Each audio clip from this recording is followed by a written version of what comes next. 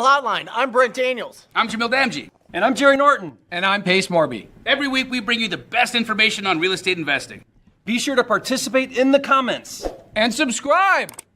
Wholesale Hotline!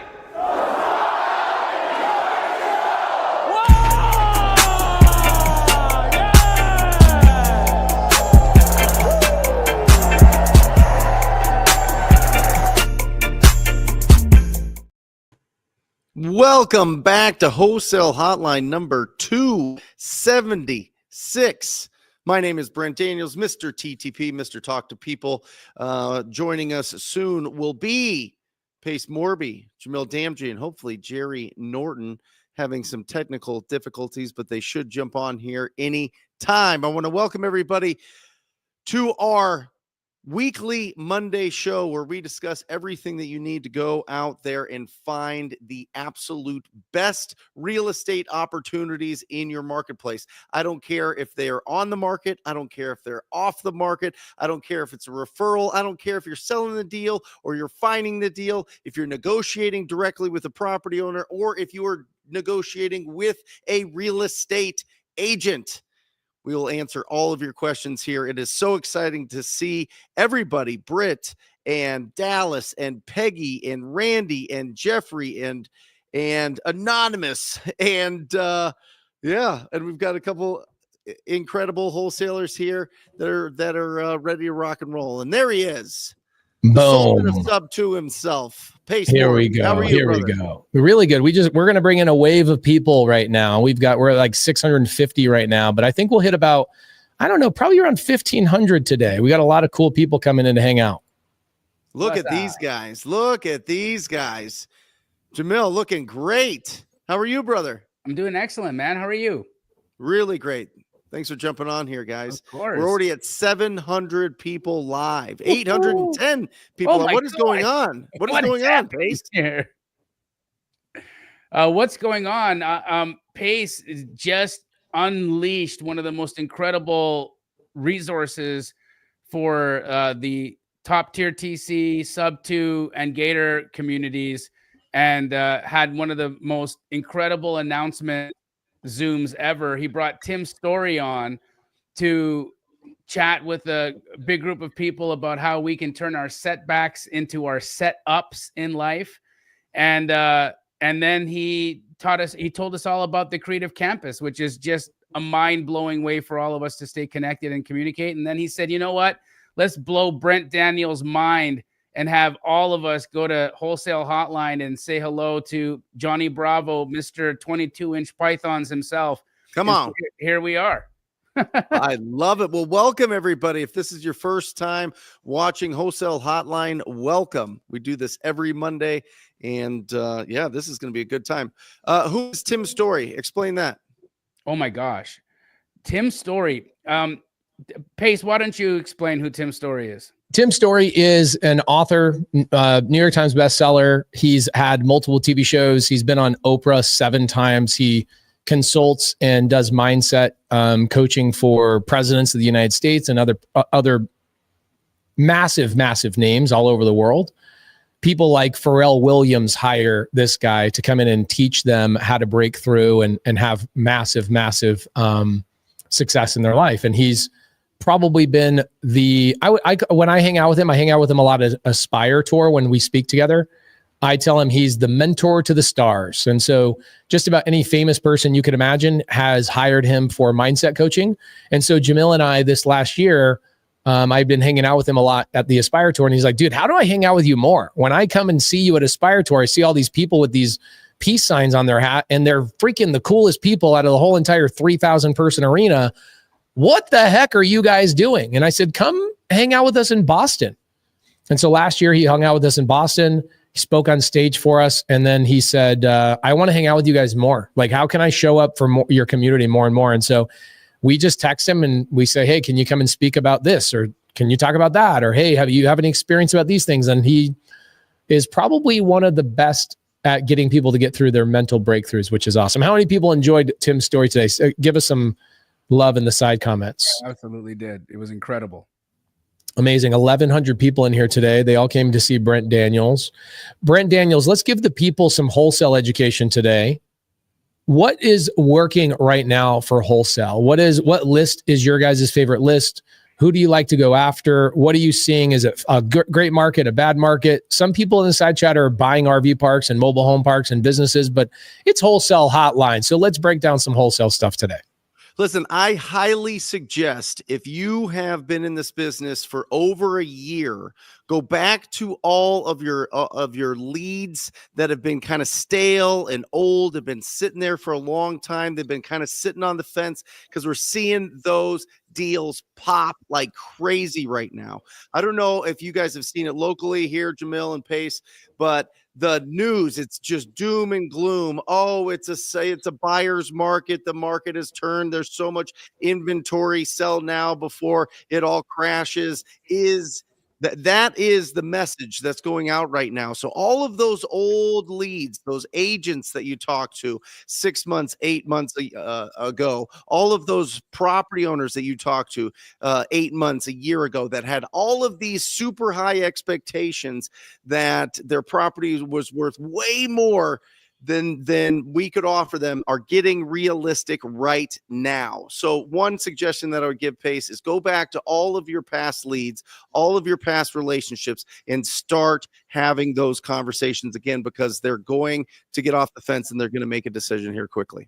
Sorry, go ahead, Pace. And I was just going to say, it's really interesting how the news will actually change consumer sentiment to the point where your sellers and your agents will actually react to it, and you'll end up getting better deals. And so for people that know how to ride the wave that Brent is talking about, he is 100% right. Now is the time to get great low deals or incredible terms. Straight up. And example of that. So there's a deal that I'm working on right now in West Phoenix. It was one, listed property. I had submitted an offer on that was roughly $110,000 below list price. And I submitted that offer during one of our No One Left Behind challenges that Pace and I had done a couple of months back. I just get a text message over the weekend from the listing agent who had essentially laughed me off the call at that time. And said, my seller has had cash offers in his hand higher than yours. I have an offer right now that's $40,000 higher than you. All the standard real estate agent lies, right? I have a much higher offer right now. I've got cash offers that are $50,000 higher than yours. My seller would never take that offer. Whoopty, whoopty, whoopty, whoopty. This is what I'm getting. The agent reaches out to me today and I said, I apologize that we didn't do the deal at that time, but I'm nowhere near that number today as I was 3 months ago. My offer today is $40,000 less than it was 3 months ago. And Brent, they just signed the contract. Yep. So I am $140,000 lower than what my original offer was. Sorry, I'm $40,000 lower than what my original offer was, which was $100,000 below list. So right now, my accepted contract is going to be $140,000 lower than list price. Wow. That's the power of this market right now. And Pace, you're 100% right. The news did it. The news did it. The news is loud. The news is reverberating in the ears of our sellers. It's reverberating in the ears of real estate agents. And they're all taking note. Now, friends, now is the time. And it's so cool that we're talking about this today, because I have a few points, and I'm going to just quickly say them. Somebody in the side chat, write them down, and I'll shut up. What are the indicators of a buyer's market? Number 1, greater than 6 months of inventory. Number 2, over 75 days on market. Number 3, drastic price reductions. Number 4, motivating language in the listing. Number 5, seller concessions continuously increasing. Number 6, buyers agents commissions increasing. Number 7, prices declining. Number 8, notices of default increasing. Number 9, foreclosures increasing. Take them away. That's incredible. Did you guys get all those?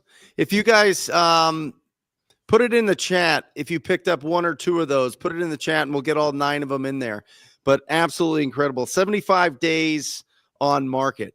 And listen, the inventory, guys, the inventory, that is what our cash buyers are looking at. That's what the investors that we sell our deals are looking at. They're looking at, okay, if I buy this property, it is a risk because by the time it's fixed up, it's looking perfect, it's put on the market, it's sold, and I get my money back out, hopefully with some profits. What is it going to be worth in 3 months, 6 months from now? That's what they're looking for. And their crystal ball, their little magic ball that they're looking at is the inventory. How much supply is there in specific areas? It could be neighborhoods, it could be zip codes, it could be counties, it could be towns, it could be cities, it could be all of those things that they're looking at to make that decision. But I will tell you this, Pace and Jamil, we are not having a problem selling our deals. No, we are not having a problem signing our deals. But I saw, and I haven't watched it yet, Pace, but there was a thumbnail that said something about low ball offers that you just put out. Can you expand on that a little bit? Yeah. So Jamil and I were doing a contest called the No One Left Behind Challenge, where we bring in members of the community that have not done a deal yet. Either they're brand new or maybe they've been in the community and they fell away because they got pregnant or they got a job relocation or whatever. And we just have this dream of making sure that everybody that is in our circumference is doing deals. And so we invite them to come to our office once a month, spend a week with them. And on one of the calls that we made, and actually it happens a lot, you'll get agents that go, oh, don't tell me that you're one of these people that do low ball cash offers. And the video was actually the tail end of that call with the agent. And you immediately know when an agent's never done a real estate transaction as the principle of the transaction when they say something like a low ball cash offer. Because what they're telling you is they're like, I actually don't understand how investors make money at all. I assume you guys can pay 90 cents on the dollar and still make money. And so that video was me breaking down a call that we had just wrapped up in front of 75 people. And then breaking down the numbers and explaining to people that there's no physical way for you to buy a deal, unless you're buying with creative finance, of course.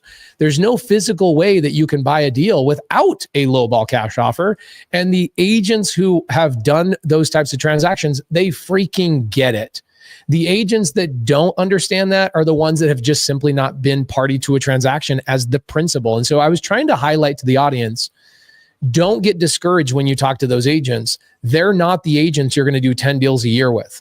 Right. Those are the agents you might do one deal with once.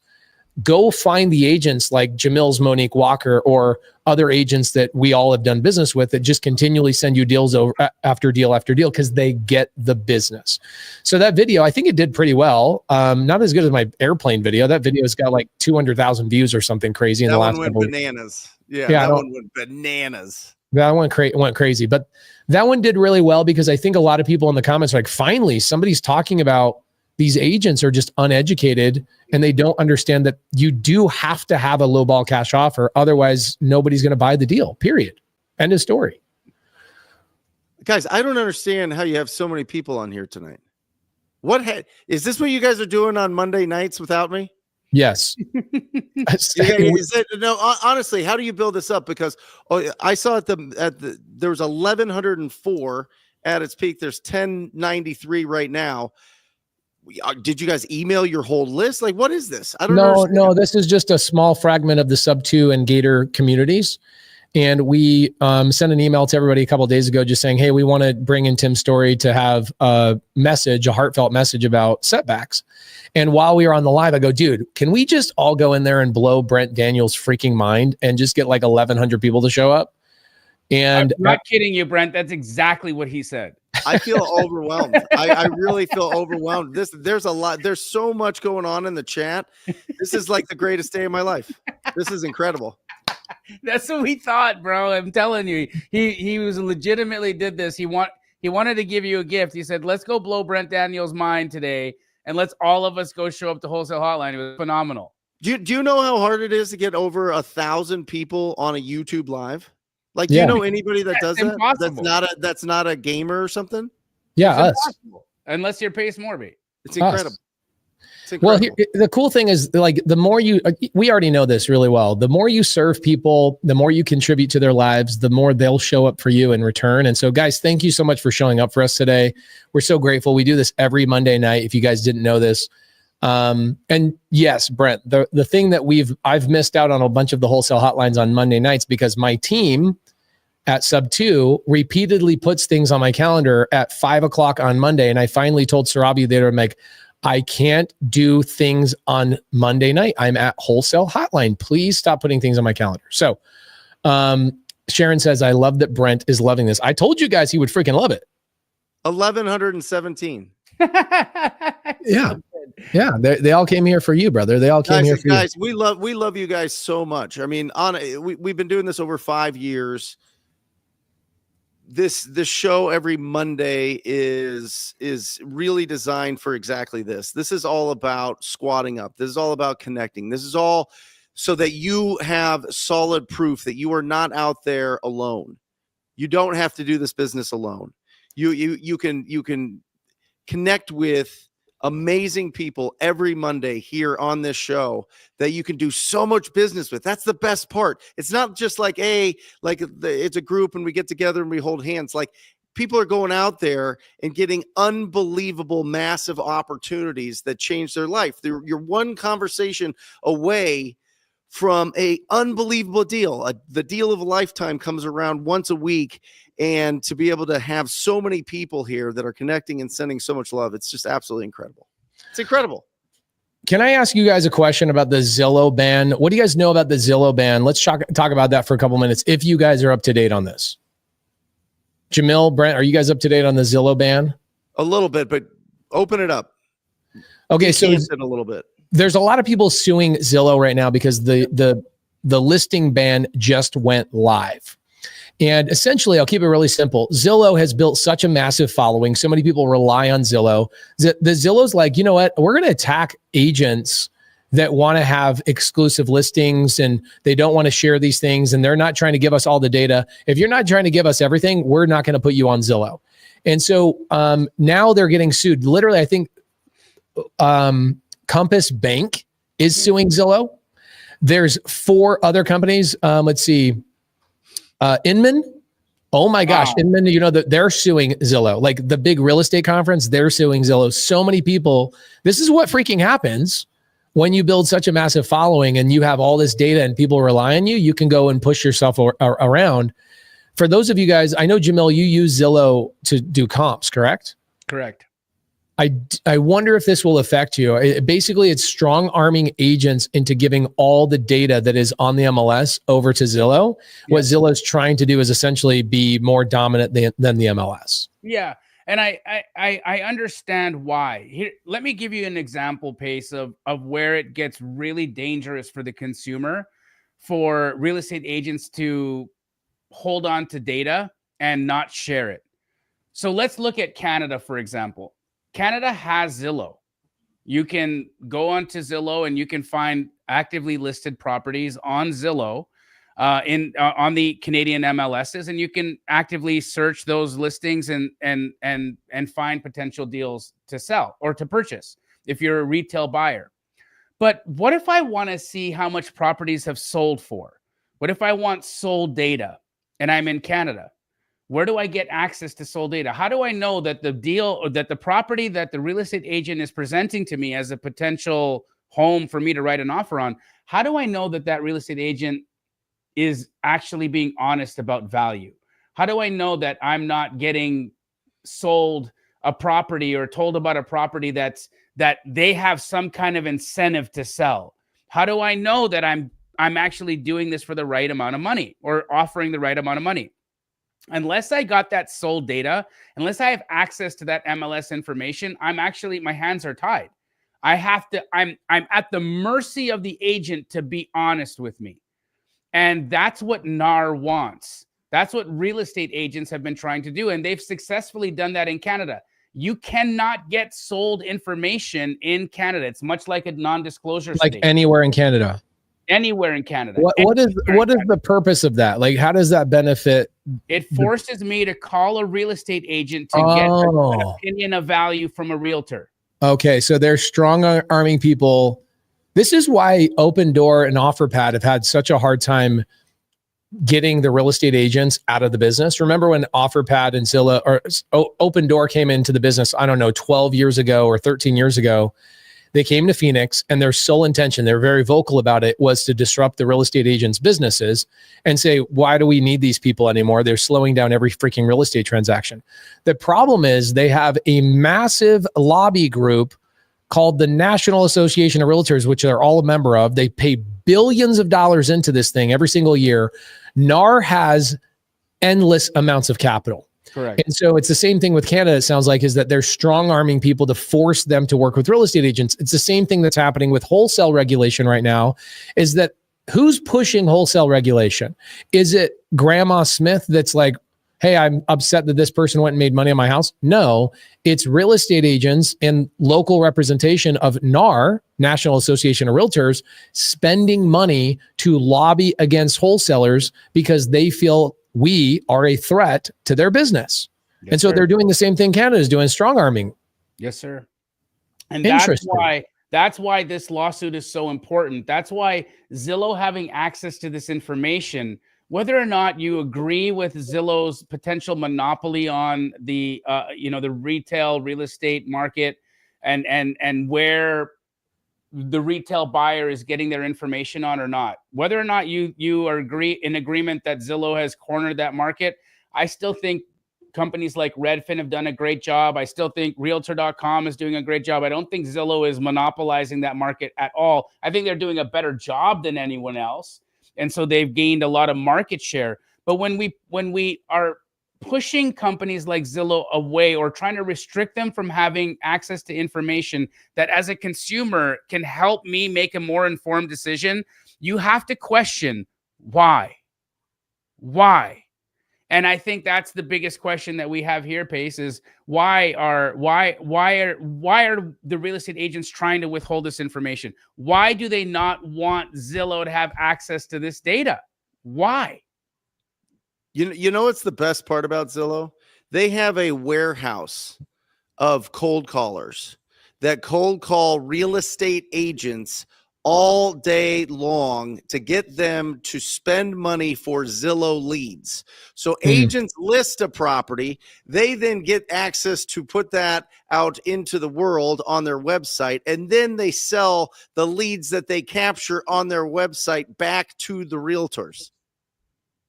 Isn't that crazy? It's super crazy. That's their business model. Genius.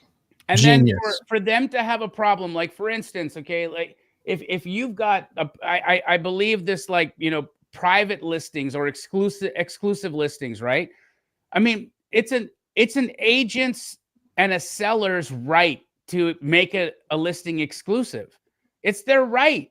And if that agent is in contract with Zillow, and for that reason, if then Zillow is the only place where that deal is being marketed, then again, it's their right.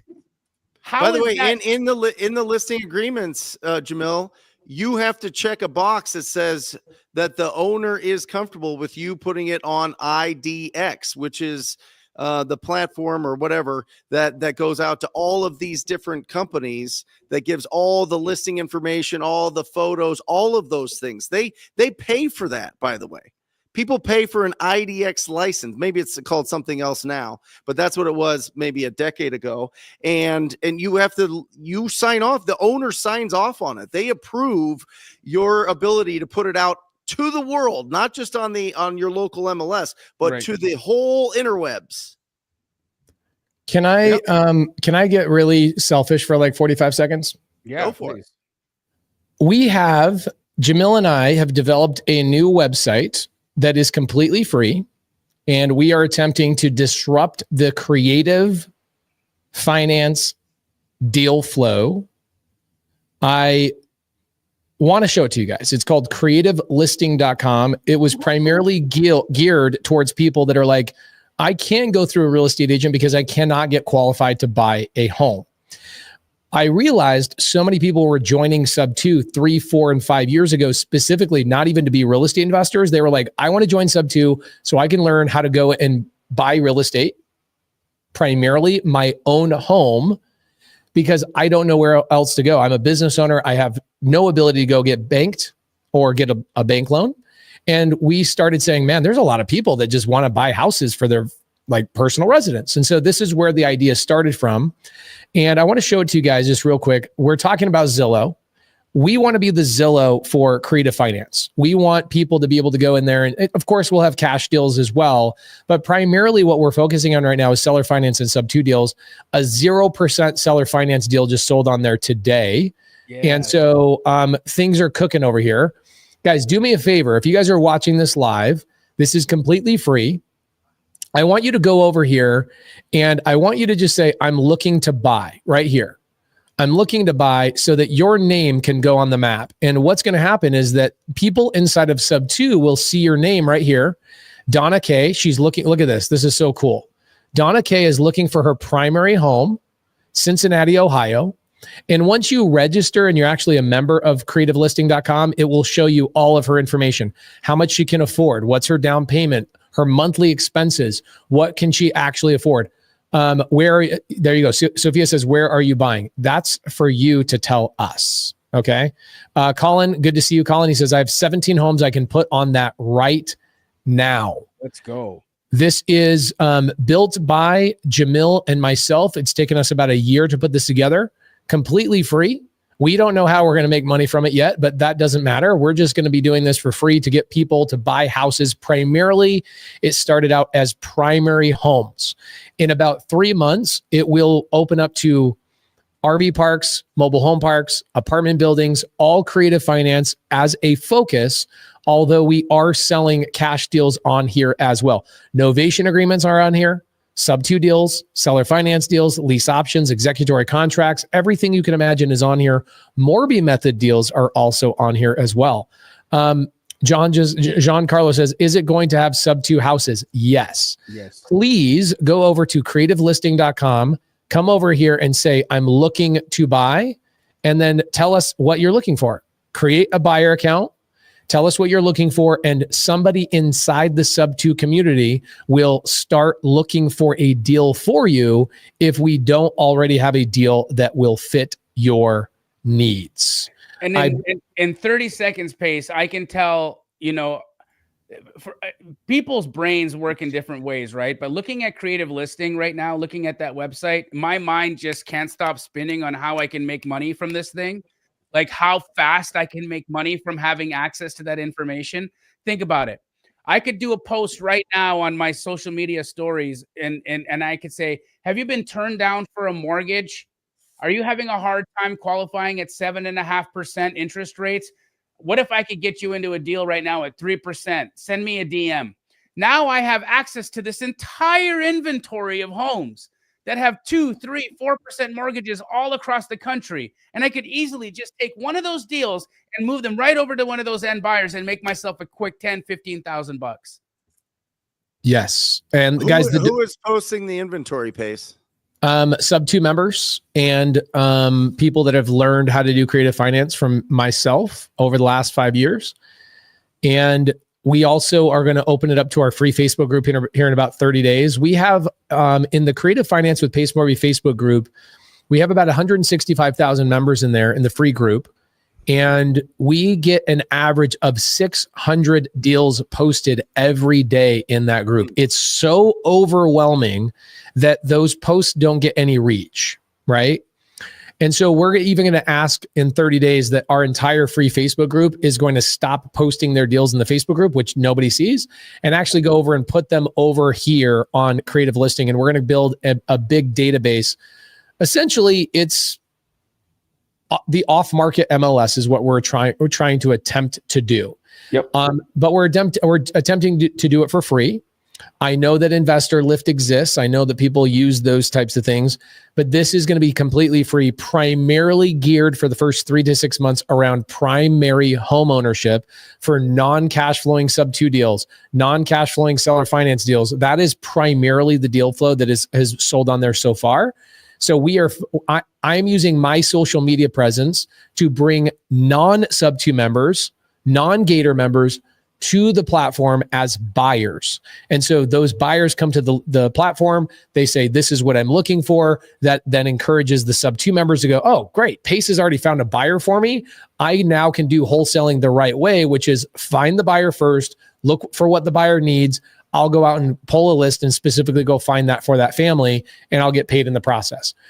Currently, Jamil and I have no way of monetizing this, but we're going to build it up to a point where we have users and we have a great database, and we've gone through all of the new things that we're going to roll out over the next 3 to 6 months. We'll figure out we'll probably charge the buyer a fee to buy a deal on the platform. So anybody that wants to buy a creative finance deal, your primary residence, even as an investment, you want to skip the line. You don't want to cold call. You don't want to door knock. You don't want to do any of that stuff. You just want to buy a deal. You can do that on Creative Listing starting now. We just launched this on Saturday. That's crazy. So cool. It's so cool. And honestly, we should have done this a couple of years ago. It just, what was happening and why we didn't attack this is we just had so many Subto members having their own websites, right? Then I realized how fragmented it was and how there's 85 different sites and nobody knows one place to go. Whereas what we've been talking about for the last hour is the MLS and Zillow and real estate agents. They have a stranglehold on all of these buyers. And so people feel like I can't sell a deal if I don't have access to the MLS. Okay, well, what about the off-market MLS? What if we built that over the next 3 to 4 years? We didn't have to rely on these things. And if you are a fix and flipper or you're a buy and holder and you're like, I don't want to call, I don't want to negotiate, I just want to buy deals, where do you go right now? Well, you can go into Investor Lift. It costs a significant amount of money to post deals on there, to find buyers on there. It's very expensive. How do we create something that doesn't exist? And the first demographic we're attacking and have been attacking and has been very successful are Subto deals and seller finance deals that don't cash flow, but are perfect for families. Subto and seller finance deals or owner finance deals that are in HOAs that you can't really do anything with. You can't co-live on them. You can't do Airbnb. You can't do midterm rental. Who's the buyer for those? They're great rates, 3% rate. I got a rate today in Mesa, Arizona, 2.99% Subto deal that my team got, and it's in an HOA. Who's my buyer for that deal? It's an end user, right? A family that's going to go into that house and live in that house because they don't care about the HOA. In fact, they probably prefer one. And so creativelisting.com, guys, that is the link, www.creativelisting.com. In the next 6 to 12 months, we also plan on unleashing suggestions for lenders. So if there's a deal being done in that area, and the buyer says, I want to buy this, but I need help on the down payment, we will give them suggestions of lenders that are in their local area that they could sit down with. We're going to suggest even private money lenders. So for those of you guys that are Gators, then what we're also going to do is we're going to suggest top tier transaction coordinators on the site as well. This is 6 to 9 months away from being released right now. Just get over there, help us out, and get some users on there and tell us what you guys are looking for. Thank you, Mike Anderson.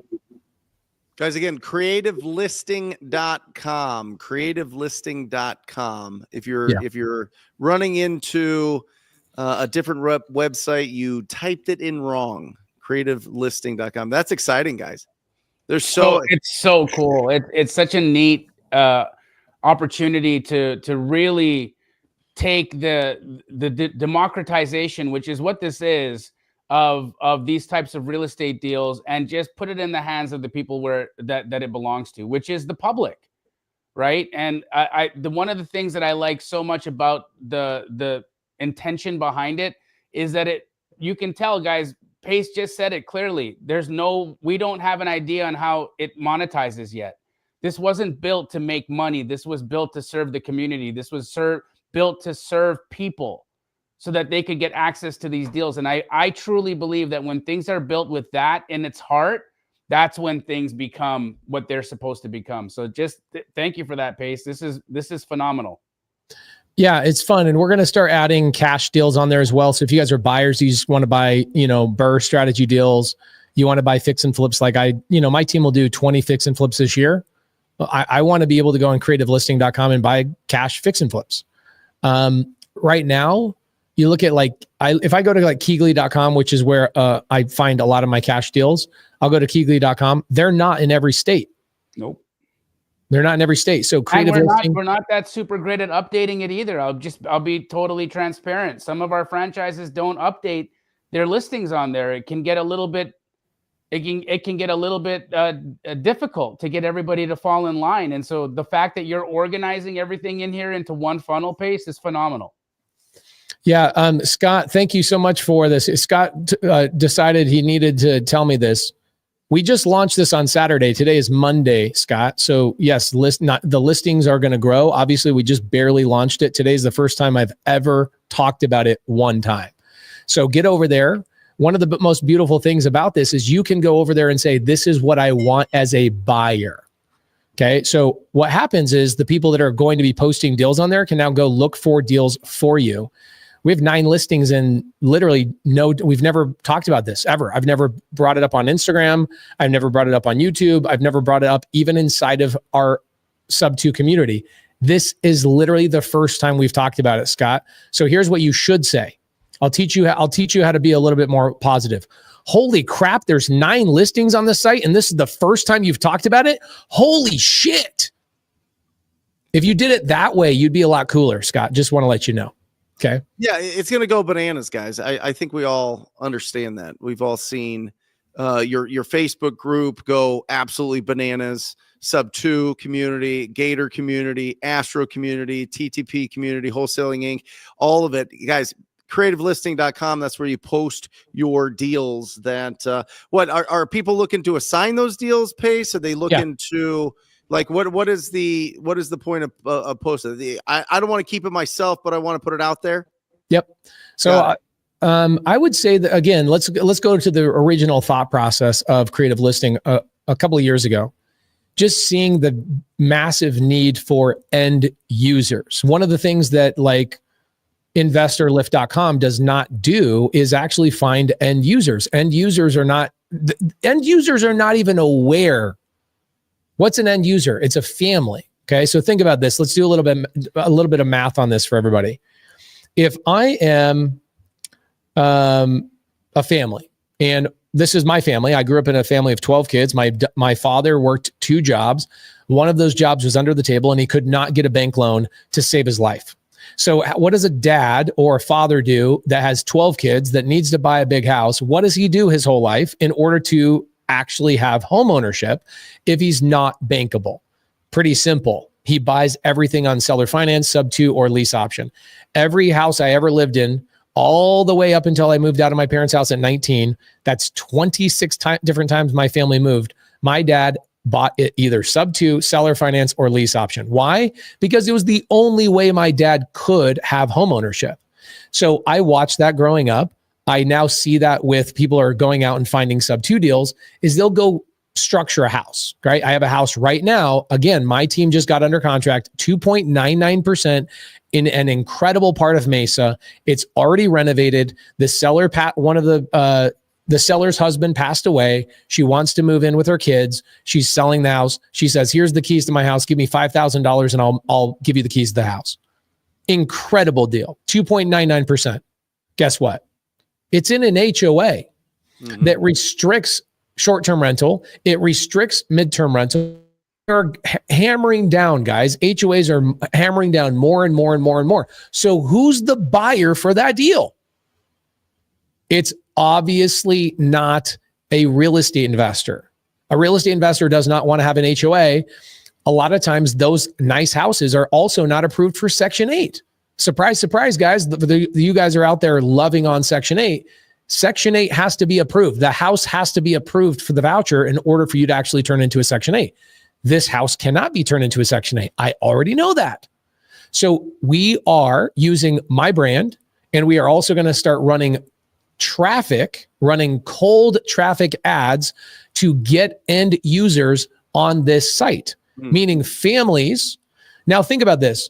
If I'm a family, right? I'm a father who owns a plumbing company. I write everything off on my taxes. If you guys are a loan officer, you'll know that 60% of people that go out and apply for a mortgage today. 60% of people cannot get a mortgage, and it rarely has anything to do with credit. Most of the time, it has verifiable income as their biggest problem. The second biggest problem is length of employment at the current situation they're in. They might have just moved to a new city and now they have a new job. They can't get a loan for at least 2 years. Welcome to today's banking. So if I'm that guy, I have a family, a wife and a couple of kids, and I want to have home ownership, where do I go? I don't know. Nobody's ever educated me on this. It's not taught in schools. Real estate agents are not aware of it. We have the owner, the CEO of EXP, getting involved with us in October. His name is Leo. I had a 2-hour call with him a couple of weeks ago. We are getting their network of agents aware of creative listing so that they can they can put their listings simultaneously on creativelisting.com as I fill in the buyers for family members who are not bankable. So most of the time, the people who are posting these deals on the site are real estate investors. They're Subto members. They're people that have learned how to go do creative finance deals like me. And when they go and find a Subto deal that doesn't cash flow or is in an HOA area, instead of saying this is not a deal for me to be able to sell or assign, I'm going to go and put this on Creative Listing and find an end user. So I will probably guess that 30, maybe 40% of our users will be families that are moving into these houses, and they will be paying a finder's fee or an assignment fee to the people that are wholesaling these transactions on creativelisting.com. We will require them to use a transaction coordinator that has been certified by Molly, my COO. We want to make sure that creative finance transactions are done properly. And so the buyer and the person that's listing, we will do the transaction coordination. The buyer will pay for that transaction coordination to make sure the paperwork is done properly. And I would say that the average assignment fee is going to be somewhere between $10,000 and $20,000 for the wholesaler who is assigning the Subto seller finance or lease option deal to the buyer. How can I buy stock in this? I'll tell you guys, if you guys don't mind giving me, you let me talk a lot, so I apologize, but there's a company that came to me a couple of years ago, and the name of the company is Utopia. And Utopia is owned by a couple of members of Citibank, high-ranking officials at Citibank. They came to me and they said, we want to create a platform and we want to work with you. We want to give you ownership in this thing. We believe in what you're doing, this mission you're building. Your Subto community are just freaking ravenous beasts. We want to work with you. And over the course of a year of working with them and seeing what they're doing, I'm like, these guys believe this website is going to be worth literally $10 billion is what they said they think it's going to be worth, $10 billion bucks. And they wouldn't give me significant enough ownership unless I promised them that the Subto community would post all of their deals on their site. And I was like, okay, you are going to struggle with deal flow. Mm-hmm. What do I need you guys for? This is crazy. So I went to Jamil and I said, here's what I want to do. I want to build this and I want to work with you. And so we went and got a couple of members of Owners Club, our high level mastermind, Roz and Ingrid Hernandez. You know Ingrid Hernandez.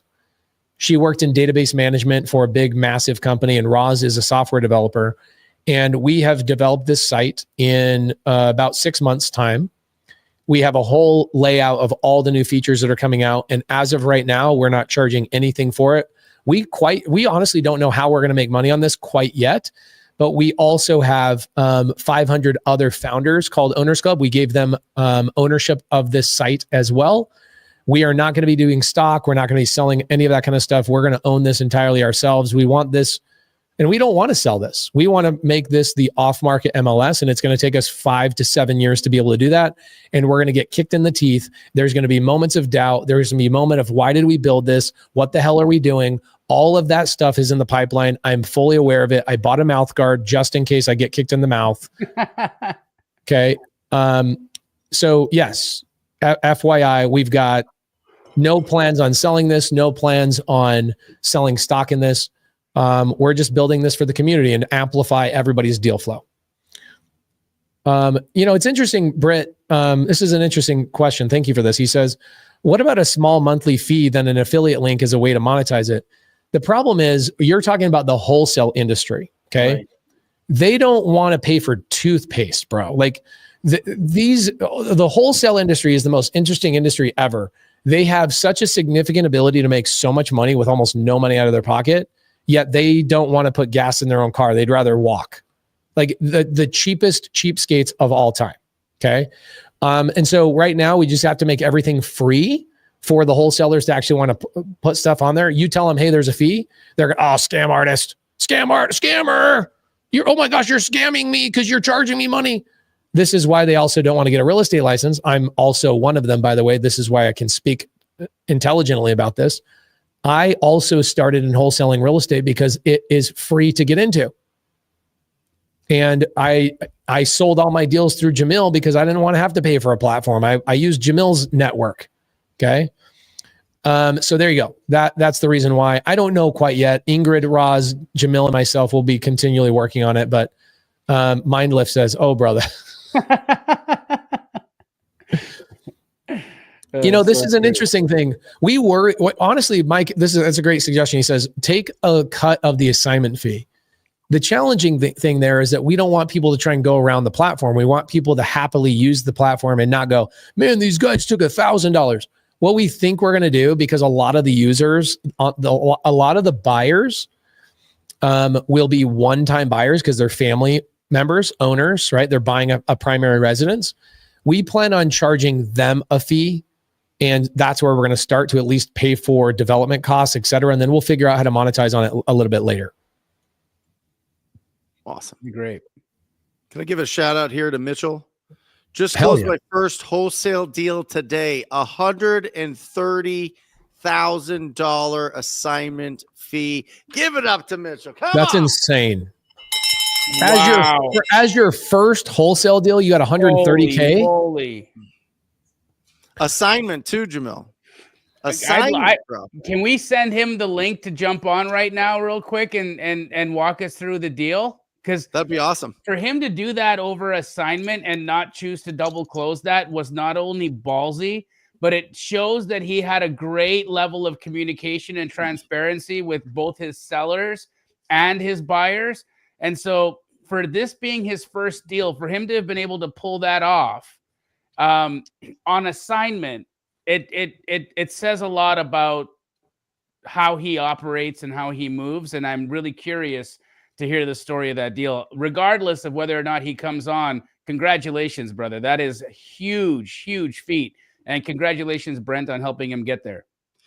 It's just incredible. I mean, one conversation away. Everybody on here, over 1,000 people. You're going to talk to people this week. You're going to have conversations this week with property owners or agents.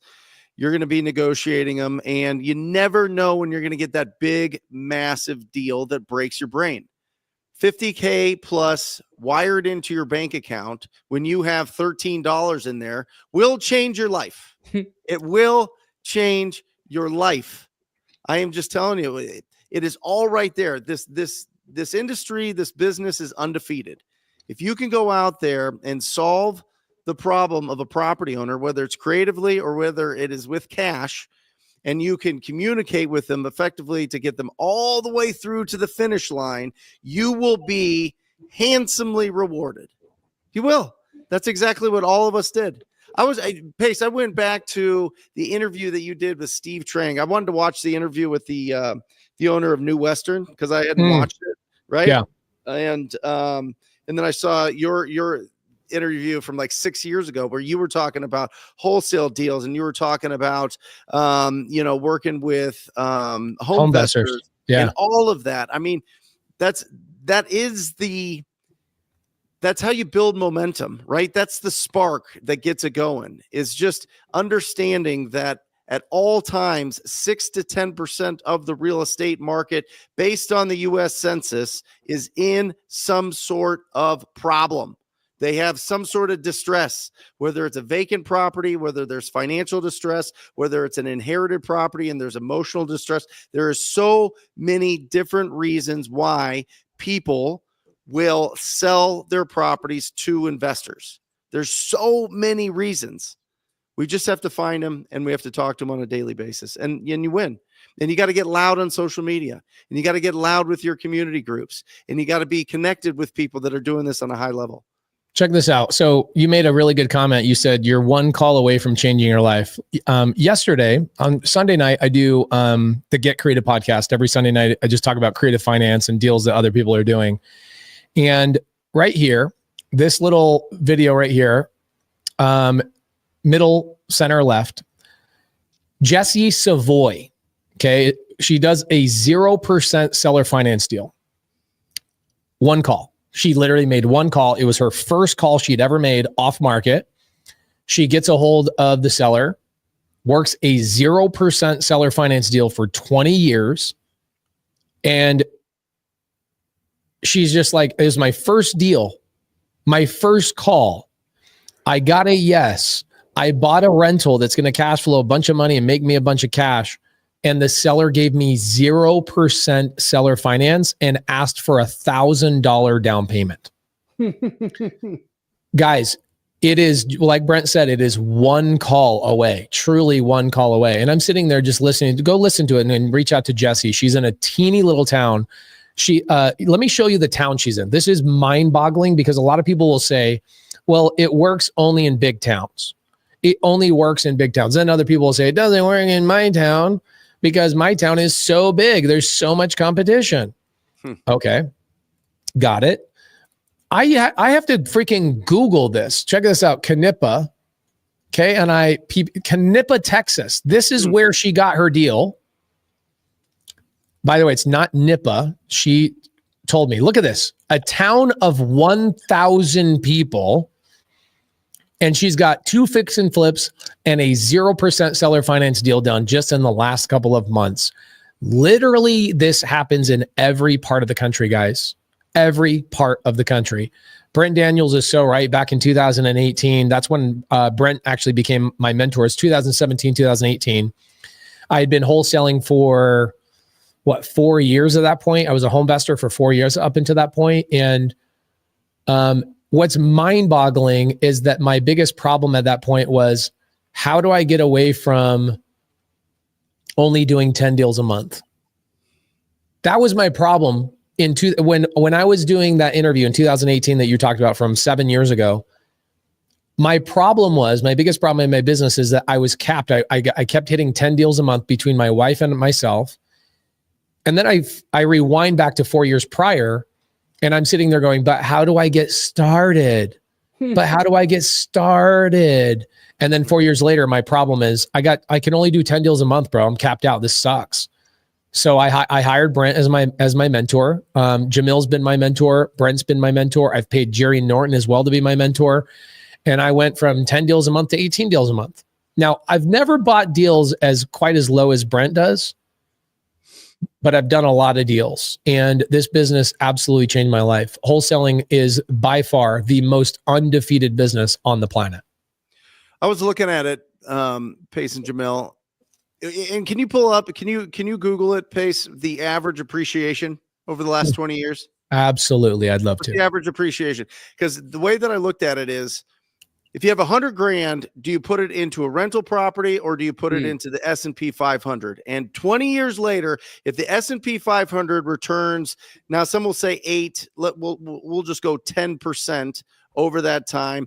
And if real estate appreciates 5%, what do you net more money? Does your wealth grow way bigger from real estate, or does it grow bigger from the S&P 500? And if you look at that, so 4.3, right? 4.3. Yep. I put it to 5. I put it to 5% because Arizona's a little bit different, right? There's certain markets that are going to be higher than 4.3%. And Arizona historically has been, just fantastic. There you go. 4%. So it's right there. No, that's incorrect. The average appreciation in Maricopa County last 2022. Yeah. So at 5%, listen to this. If you own a property for 20 years, you bought it for $400,000, you put $100,000 down. In 20 years, you have $1 million.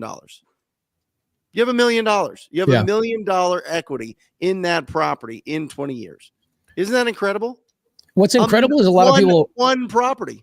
they forget about all the other benefits of real estate. You know, I like Cody Sanchez, good friend. We've had her on the show. She comes and speaks at Squad Up Summit. Awesome friend of ours. So I'm not trying to beat her up, but there's something that she, as a marketer of trying to buy businesses, even misses. So I saw a post of hers, I don't know, a year ago that said, oh, you know, I tease all my friends that are in real estate, like, oh, you make $400 a month in cash flow. I'm like, bro, I surprisingly, I do not buy single family homes for the cash flow.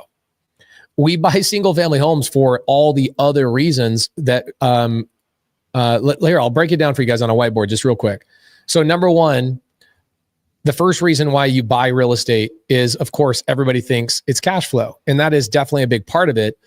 The second one, which is what Brent's talking about, is the appreciation. I would argue cash flow is the furthest down the list for me. That I agree. The cash flow all goes back into the property. It's $3,500 a year on average for upkeep for a single family house. Right. Then the next one is the depreciation or the tax benefits, right? There you go. So and check this out. Right? Leverage. I mean, you're buying a $400,000 asset for $100,000 Pace. You know what I mean? I got an email from Ryan Cox from my family office. And he sent me he sent me an email, and I want to show it to you guys just real quick. One RV park that I bought with no money out of my pocket. Okay, last year, one RV park I bought no money out of my pocket is, let's see, window, where is this email? Here it is. Right here.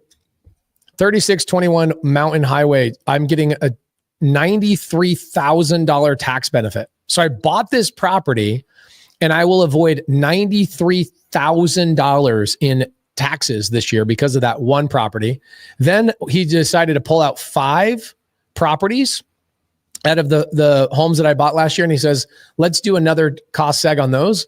I will save $145,000 in taxes from buying those properties. Guys, real estate is undefeated. Undefeated. It's not even remotely close. And one of the ones that I love the most, which, you know, Brent's teeing me up on this one, which I appreciate. One of the ones that I love the most is very rarely talked about, and it is the pay down. Yeah. My tenants are paying down my debt.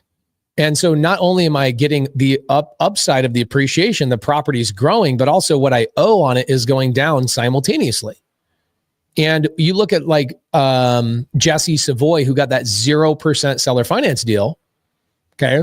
Holy moly. She's paying down 100% of her payment, pays down what she owes to that seller. It's so incredible. And then number 5, my favorite part is I call it leverage. Leverage is actually my favorite thing. And what I mean by this is that I can go and do a refinance on one of these houses every 5 years, suck out a big chunk of money. I just did this on a 256 unit apartment complex in Illinois a couple of months ago. And we pulled out $2.1 million in cash, tax-free. Tax freaking free. You can't do that with stocks, guys. You cannot do that with anything else. Real estate is the ultimate freaking cheat code. He's 100% right. He did that on a big level, on a $2.1 million multifamily. This house that I'm sitting in right now, I just got $196,000 wired into my bank account to live in this home, Brent. Tax-free. How does that happen? Break that down. Bought the house, a wholesale, renovated it. So we forced appreciation. We did such a good job renovating the house. I decided I wanted to move into it. Plus, I didn't want to go through the whole put a house on the market right now with all of the things going on and the interest rates. I didn't even want to get beat up on the retail market. I just decided to keep it myself. So I went, got it appraised, got a refinance on it.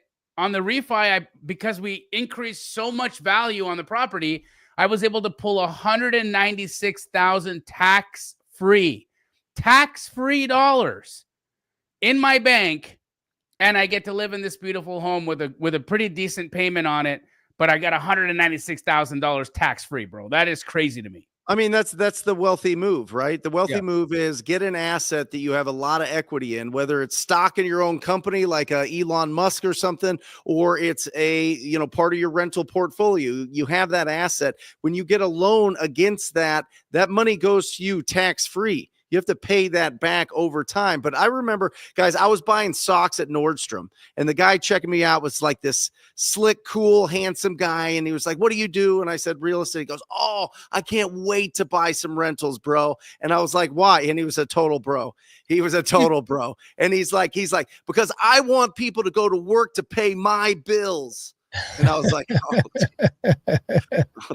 that's one way to look at it, but it's the absolute truth. A certain percentage of people's income goes towards their living expenses. Where do they live, right? What rent are they paying? And that rent goes towards the mortgage, and the mortgage each time that gets paid, a little bit gets knocked off of what is owed on that property, and somebody pays off your loans on these properties, and it's called rent. I mean, the whole country is based off of rent. It was land rent. It's called property taxes. This is how it all happened after the War of Independence. The government went out and said, "Hey, we're not going to do this whole king and empire thing and just give certain people access to the property. We're going to let anybody that wants to pay this land rent go in and buy property, and we're going to expand our country that way." And that's exactly what happened. Shabir Khan says, "Where's Jerry?" I'm actually texting Jerry on the side right now. He is driving from Tennessee to Montana, and he is almost here in Montana. They stopped for dinner. He thought he was going to make it a wholesale hotline, but the kids were starving, so he stopped.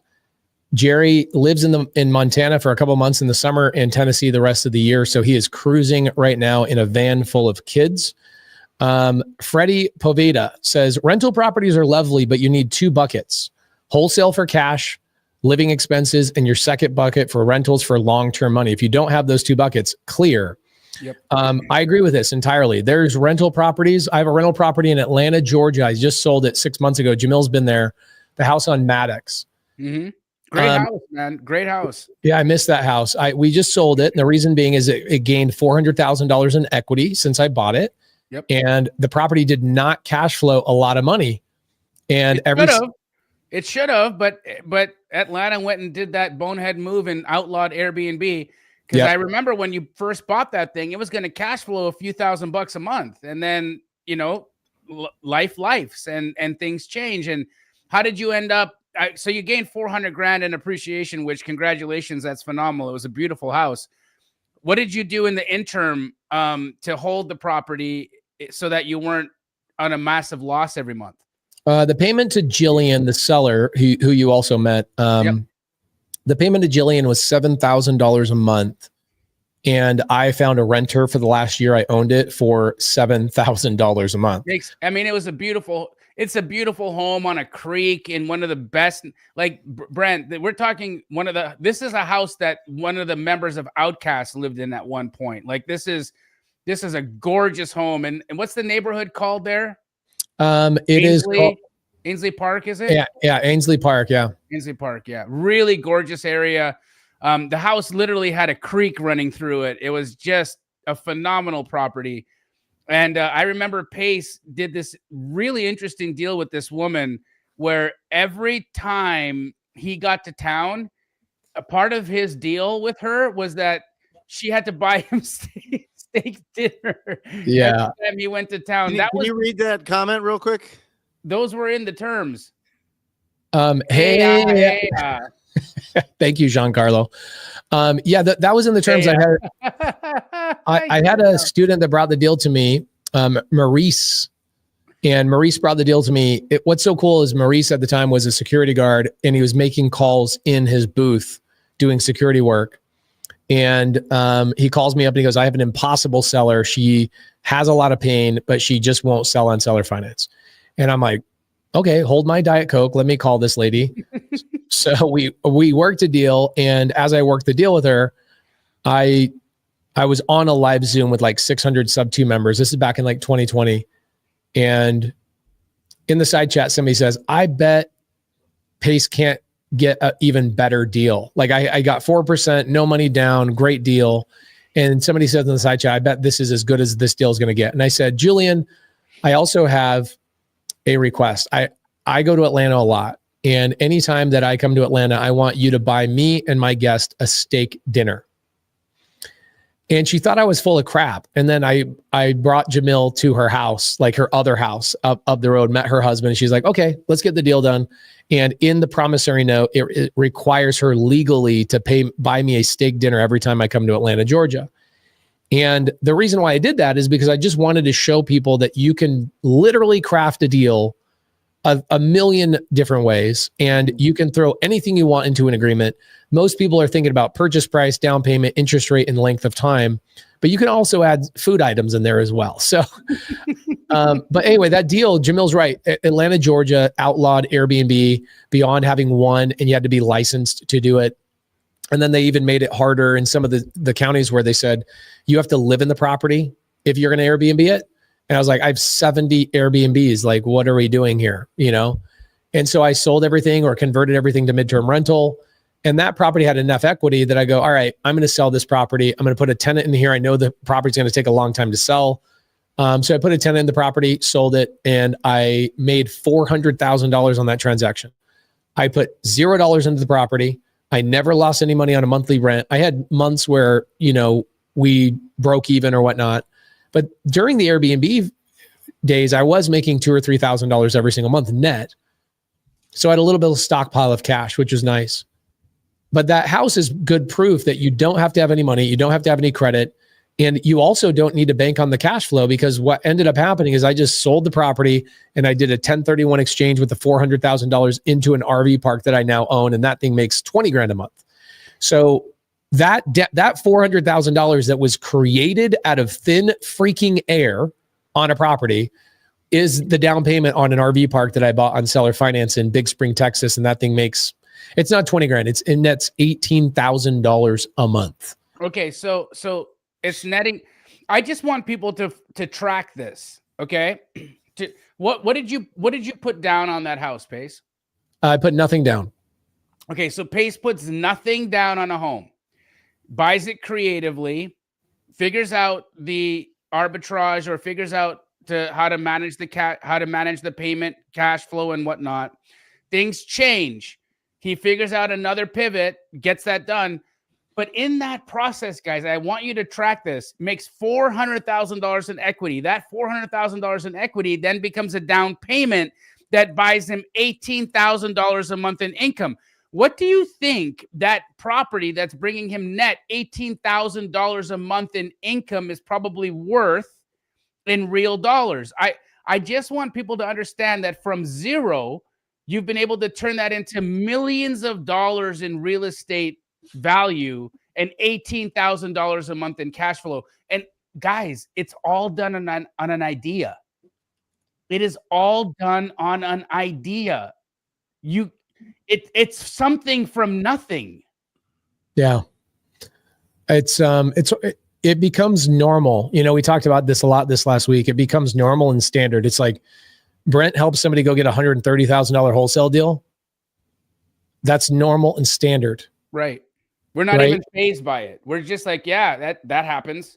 Yeah. That's like every day. It's standard. I get a text like that every day. I mean, you act the thing is, like, Brent, you would never text me or Brent or Jamil or Jerry and say, hey guys, I just helped somebody do a $130,000 deal. Yeah. Cause we'd be like, yeah, okay. I just showered. Yeah. Same thing with doing creative finance deals, is that they're so abundant and they're out there. We've got Michelle Bassan and Rinda Emick partnered up together last year. They bought 16 or 17 RV parks in 1 year. In 1 year, they bought 16 or 7. I can't remember the number. It's either 16 or 17. And now at this point, they tell me that, hey, we got another RV park under contract. I looked back at their old text message from a year ago and they got their first one under contract. And it was like emojis and this, that, and the other, and champagne bottles. Oh my gosh, guys. Excited now. Now I'm like, okay, let me know when you get to 20. Yeah. It's kind of the tough thing. It's like I was talking about this with Jamil. Like Jamil's so good at comping and so good at wholesaling that it becomes like a parlor trick. Like people just expect that as a standard. Like, hey, Jamil, comp this deal. Hey, Brent, buy this deal super low, right? It becomes the new standard. So for those of you guys out there, I want you to understand it's just like anything else. It's like, okay, my son said the word hot dog yesterday. Okay, I don't know why this is so funny, but it was just funny watching him try to say the word hot dog. He knows how to say dad, mom, truck, and hot dog. Okay. And 3 months ago, he can't say anything, nothing, can't say a single word. Now he's saying the word hot dog. The funny thing is that was incredible yesterday. Then he woke up saying hot dog over and over, and his sisters are no longer clapping. His sisters are like, all right, what's another word that you can say? There's going to come a point in all of your guys' lives, everybody that's watching this right now, where doing a deal a week or doing a deal a month or buying a deal creatively or getting some $130,000 assignment will become normal and standard for you. Right now, it feels like you can't even speak the language. Tomorrow, you're going to say the word hot dog. The day after that, nobody's going to be impressed by it. That is your future. Your future is doing deals like this as a standard, basic daily activity. That is your future. Sadly, I struggled, Jamil struggled, Brent struggled, and Jerry struggled all to get into real estate. But now we look back and we're like, yeah, now our life is standard. You want me to go get it? Dude, you know the homeless lady that I was helping? Yeah. Somebody was like, why did you help her? Why didn't you just do like a challenge on your own? I was like, because nobody cares if Pace Morby does a deal. Right. Nobody cares if Brent Daniels does a deal. Nobody cares if Jamil Damji does a deal. You know, we were contemplating doing a challenge where Jamil, myself, Jerry, Brent, you drop us off in a cornfield in freaking Tuscaloosa, Alabama, and you say you guys have 10 hours to compete to see who could get a deal the fastest. Nobody would watch that because everybody's from us. Yeah. Everybody's going to get a deal. Now, if you get somebody like Brent that gets somebody their first deal is $130,000 assignment, now I'm impressed. Now it's like my son saying the word hot dog. It's like I turned around and took my eyes off the road when he said hot dog, bro. I'm like, what did this good dude just say? Well, listen, step one is you got to make a decision. You got to make the decision if you're going to be in this business. Step two is you got to find your community. You got to find your tribe. You have to find people that understand what you're doing, because you're going to go and talk to your loved ones. You're going to talk to the people that you see all the time. You're going to be excited. You're going to have stars in your eyes. You're going to have electricity coming out of your fingertips about this business, and they're going to look at you with dead eyes. They are not going to understand anything that you're trying to accomplish. The next step, get proof of concept. Do your first deal. Make it real. Cross the bridge from faith to fact that you can do this. That is such a critical step. And then get the consistency, and then pull yourself out of the business, the day-to-day, and really become a business owner and really look for the best assets that you can go out and cherry pick and build your long-term wealth. But get rich first, then get wealthy.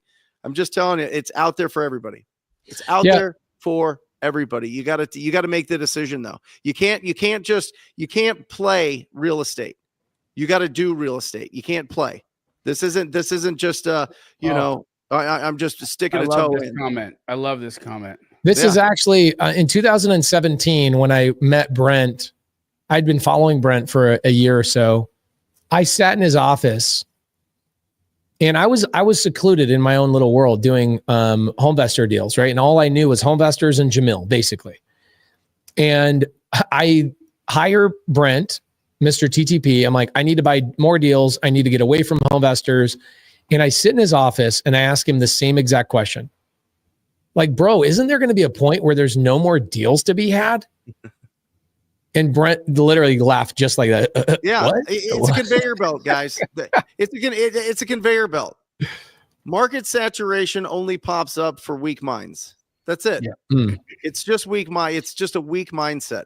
And it's not saying that you're weak. You just don't have enough experience out there. I have been hearing that same comment since 2010. Since 2010. Actually, I started hearing in 2004 when I started the business, and everybody was getting into it. And then the crash happened, and then that kind of settled in. And everybody's, oh, there's too many investors now in 2010. There's too many. And then in 2015, 16, 17, 18, 19, 20, 21, 22, 23, 24, and now 25. There's too many wholesalers out there. Okay. We just keep making more. Yeah. What's interesting is this, like, let me pull up my screen. And this is one of the things that Brent told me in 2017. I sat down in that glass office in Central Phoenix. He was like, let's talk about foreclosures. Okay. So guys, check this out. Let's go to, I've got Deal Sauce pulled up. I'm going to go to Maricopa County. That's where I like to invest. That's where Jamil currently is residing. And so is Brent. It's hot as hell, I imagine. Yeah. Okay. Right now, before I even use any filter, there are 27,399 possible wholesale opportunities in this market. 27,000. Okay, right here in the upper right-hand corner. If I now go to the filter, I don't want Maricopa AZ. I want Maricopa County. My bad. Let's change that up. My bad, guys. Maricopa County. It's going to be more. It's going to be like a couple 100,000 deals. So I want to pull up a foreclosure list so you guys can just see how simple this really is. Let's go Maricopa County, not country, county. Okay. This is going to basically, it's using AI to tell me off-market opportunities. 1,388,000 houses right here in the upper right-hand corner. Yep. Fit an off-market profile. People that have high equity, absentee owner, board investor. Okay. I'm going to do see results. I'm then going to go to the filter, and I'm just going to go to, check this out, high equity, cash buyers. Let's see, low equity, board investor. I want foreclosures.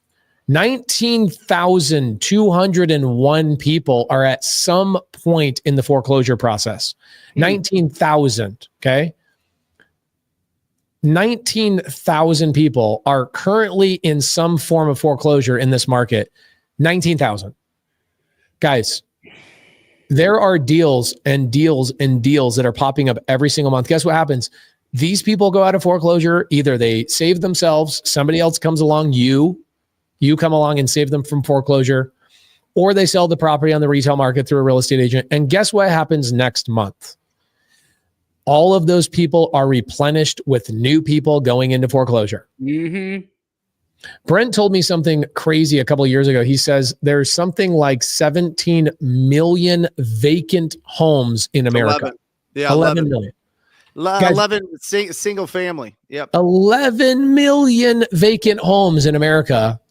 We could multiply this amount of people. 1,100 people hung out with us today. We could multiply this by 100. And it would take a lifetime, maybe 10 lifetimes, to even go through 1 million of those 11 million. Well, here's the stats here. There's 1,000 wholesale deals done in Maricopa County every month. 1,000. All right. This is coming from Spencer Caldwell, Jamil. 1,000 deals in Maricopa County every month. And there is anywhere between 120 and 150,000 potential opportunities. So only 12,000 are selling a year, but there's 150,000 that are in rough shape out there just in this area. And guys, this is across the country. The East Coast is even more. Mm-hmm. Arizona wasn't even established till 1912. We weren't even a state. Go into those older markets. Those older markets are just swimming in opportunities. In 1950 here in Phoenix, there was like 50,000 people. Right. Now there's 5.8 million or whatever. Right. You know what I mean? Like, we don't have an old area here that, and that's just our area. You go anywhere east of the Mississippi, it is, I mean, guys, it is a conveyor belt of opportunities. Are you going to compete with offers on certain deals? Absolutely. Should you build skills of effective communication and discovery and really understanding what is the goal that this property owner has with this property? Yes. You have to, this is a skills-based business. It's all done on this device right here. But this thing can be distraction, or it can be your remote control to your business. I am telling you, this does it all. This does it all. There's no excuse. If you just go out and talk to more people than you expect. Okay, so Paola, she says, what do you suggest a realtor does to start wholesaling? I would call expired listings. This is me, my personality, this is me. I would call expired listings and offer them creative finance. I'll give you another suggestion to add to that. I think Pace's list is absolutely correct. I would go expired listings. I would do creative finance. And also I would do, as a real estate agent, I would just call those sellers and ask them if they would be interested in a cash or a creative offer that you are directly representing that you will bring them an offer that's either cash or creative from a buyer that you are directly representing. And that way they don't have to think that you're calling them for a listing opportunity, because that's what they're all getting hit up with. Everybody on the canceled and expired list right now is getting hit up by agent after agent after agent asking for the business, asking for the business, asking for the listing, asking for the listing. No one is calling and saying, can I buy the house? Can I send you an offer? So if you call and you give them either a creative or a cash offer, you will do deals. Hands down, you are going to do business. You do a daily dial every single day. Don't you, Pace, where people are shown how to call these expired listings? Yes. Every single day. Yeah. Every single day. If you're a real estate agent and you're not attending that call, it's like, shame on you.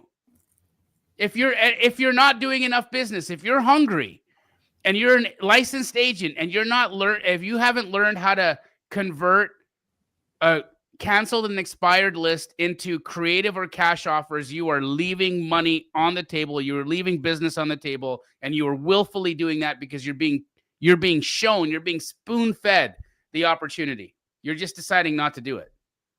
Yeah, the person that teaches that class is Scott, and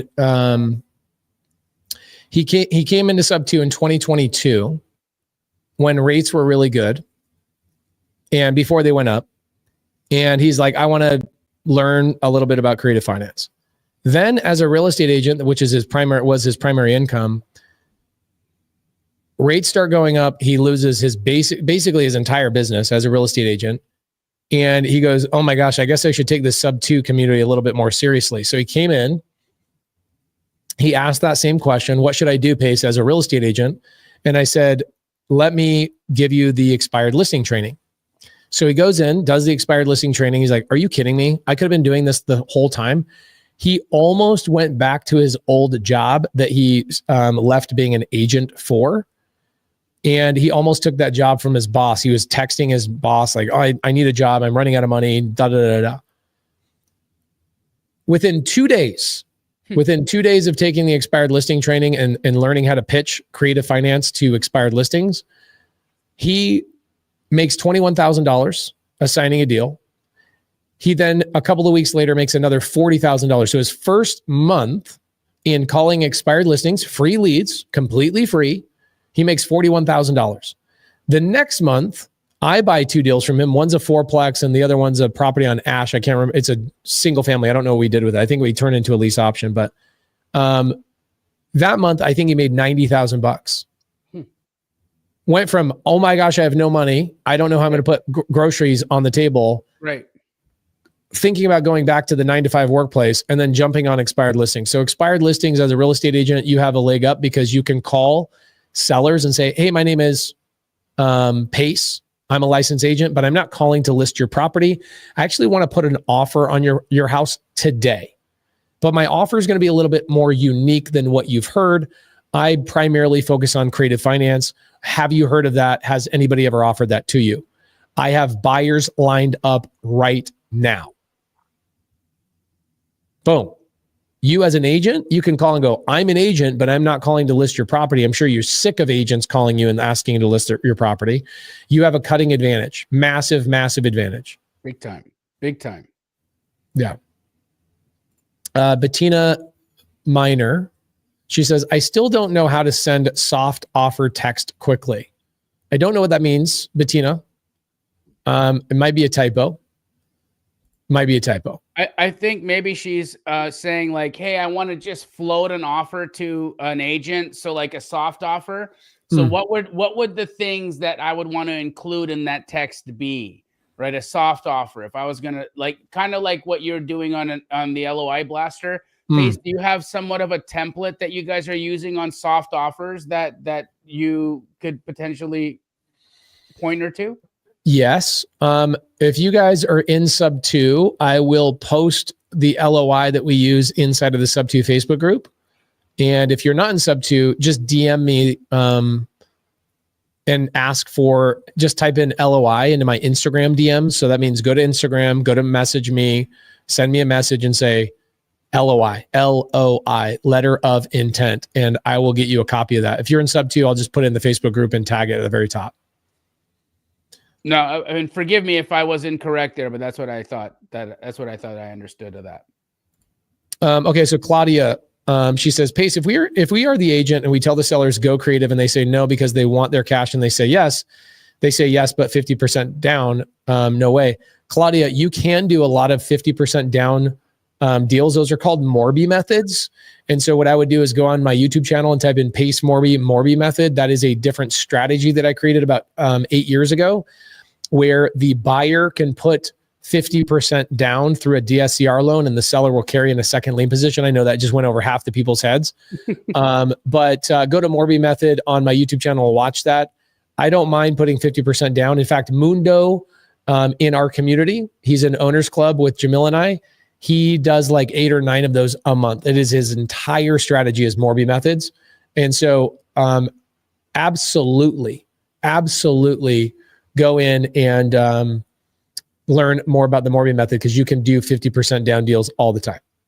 And just to reiterate that, Pace, you're talking about an owner finance deal where they want a substantial amount of money down, and we don't have that. And you have a creative finance solution that can bring that substantial amount of money down without having it come from me. Correct. Yeah. So the way we do that on a Morby method is, let's say that the seller wants $500,000 for their house, and you, the buyer, come along and say, I want to give you terms. The seller says, yes, but I want 50% down. Okay, no problem. What I do is I go to a company called myinvestorloan.com. Okay. They will give me a DSCR loan.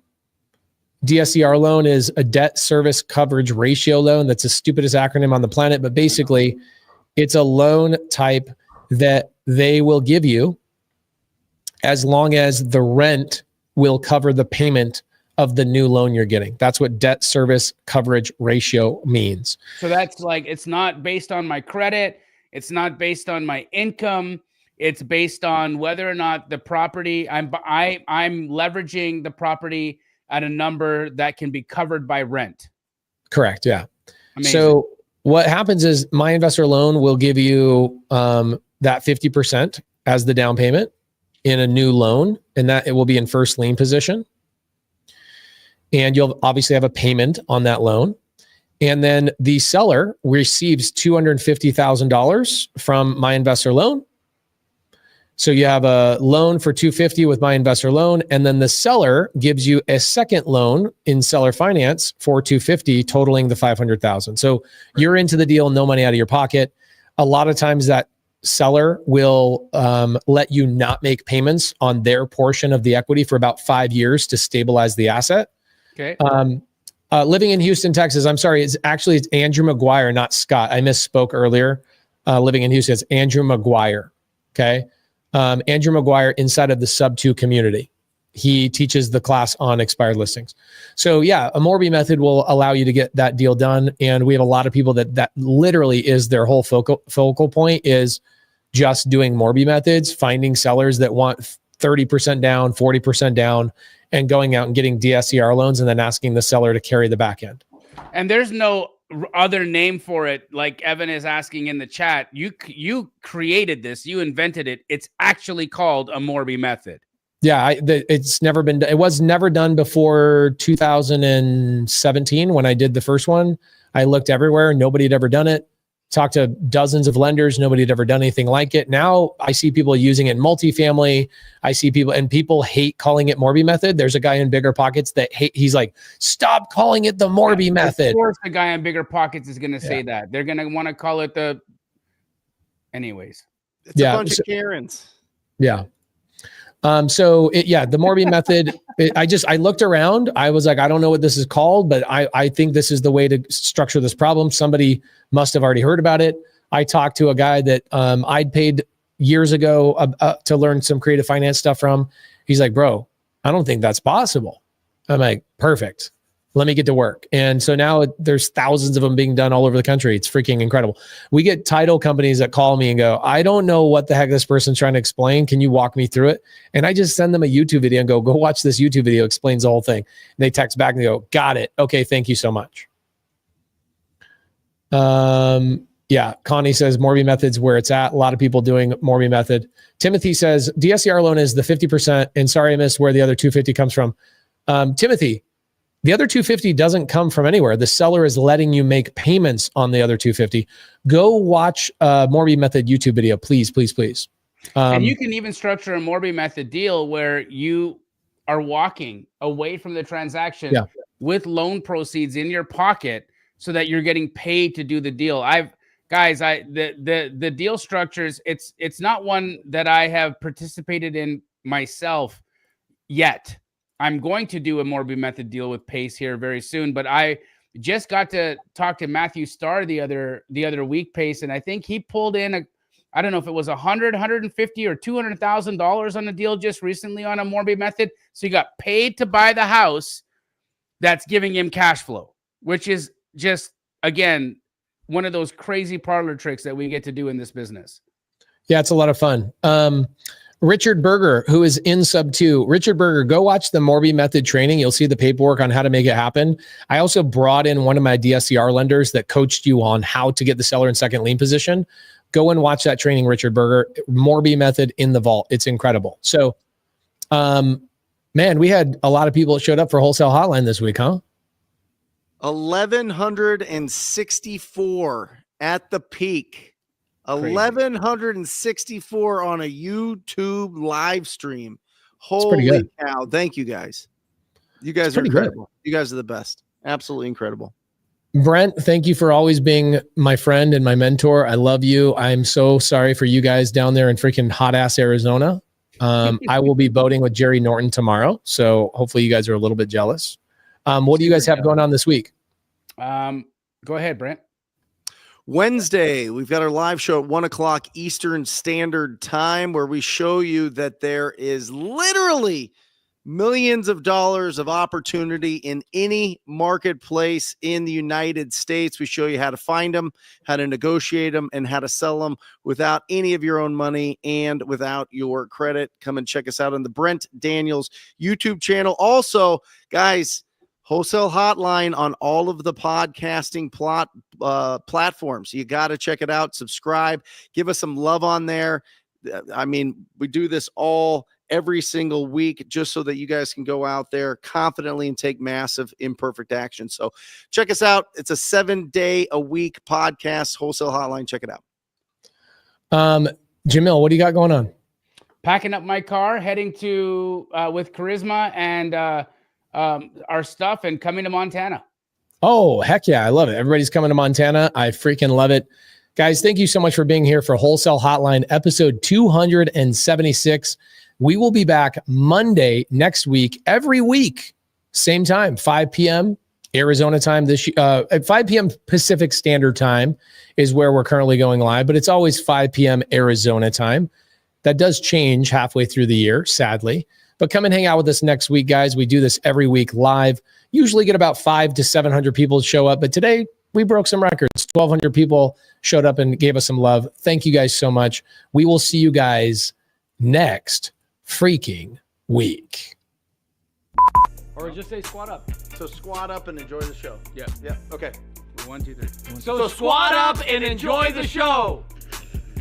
What are you doing? I didn't say nothing. Why? I don't know. I Okay. forgot. So squat up and enjoy the show. Cool. I think we should use the one where Jamil doesn't say anything.